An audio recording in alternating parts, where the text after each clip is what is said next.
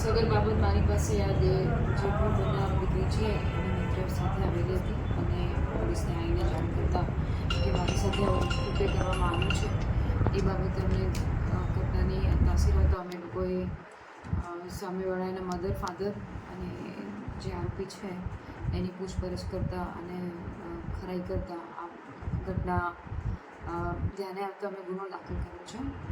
POCSO એક પ્રમાણે આ ગુનો દાખલ કર્યો છે, જેની અંદર આ જે દીકરી છે સગીર વયની છે અને એના માતા પિતા અવારનવાર એક ગુસ્સો કરતી, ચીડાઈ જતી.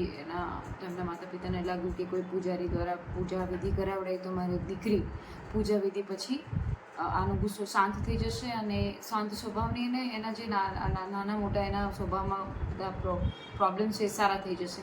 એ બાબતે પછી એના પૂજારીને એના મમ્મી પપ્પાએ જ કીધું હતું કે તમે અમારા ઘરે આવીને દીકરીની પૂજા કરો અથવા તો કોઈક એવી વિધિ કરી દો. તો આ પૂજારી દીકરીના કહેવા પ્રમાણે 2 વખત આવેલા છે અને પહેલી વખત આવ્યા એટલે આ દીકરી ગભરાઈ ગઈ હતી અને એવું લાગ્યું કે જો મમ્મી પપ્પાને કહીશ તો પછી મમ્મી પપ્પા મને મારશે, કારણ કે પૂજારી પણ એને ધમકી આપતો હતો. પછી બીજી વખત એને એના મિત્રની મદદથી પછી એણે સંભાવ કેવી પણ રીતે એણે કેમેરા ગોઠવી અને મોબાઈલ કેમેરાથી એણે આ આખી ઘટનાને કેપ્ચર કરી હતી અને પછી એના મિત્રની મદદથી એ અમારી પાસે આવી હતી અને અમે તરત ગુનો નોંધી અને આરોપીની ધરપકડ કરી અને એના પ્રમાણે ગુનો નોંધીને પોક્સો 1 કલમ હેઠળ એની અટકાયત કરી છે.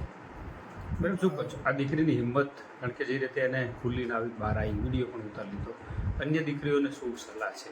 બિલકુલ આ મા બાપ માટે પણ એક લર્નિંગવાળો કિસ્સો છે, દીકરીઓ માટે પણ છે. તમારી સાથે કોઈ આવું કૃત્ય થતું હોય તો તમે ખુલીને બોલો. આવા પિશાચોને, આવા ખોટા માણસોને જેલના સળિયા પાછળ મોકલવા જોઈએ, એમના વિરુદ્ધમાં ગુનો દાખલ થવા જોઈએ. સાથે સાથે જે મા બાપ છે બાળકો સાથે, નવી તમારી ટીનેજર જનરેશન છે એની સાથે હેલ્ધી કમ્યુનિકેશન રાખો, એ તમને કહી શકવા હોવો જોઈએ.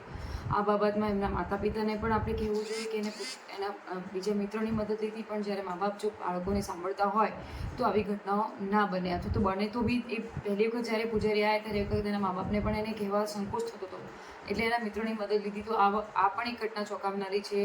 આપણે હંમેશા બાળકો સાથે હેલ્ધી કન્વર્ઝેશન રાખવું જોઈએ. આ પૂજારી જે છે એ કોણ છે, કેટલી વર્ષની ઉંમર છે, પરિવારને કઈ રીતે પરિચય થયા?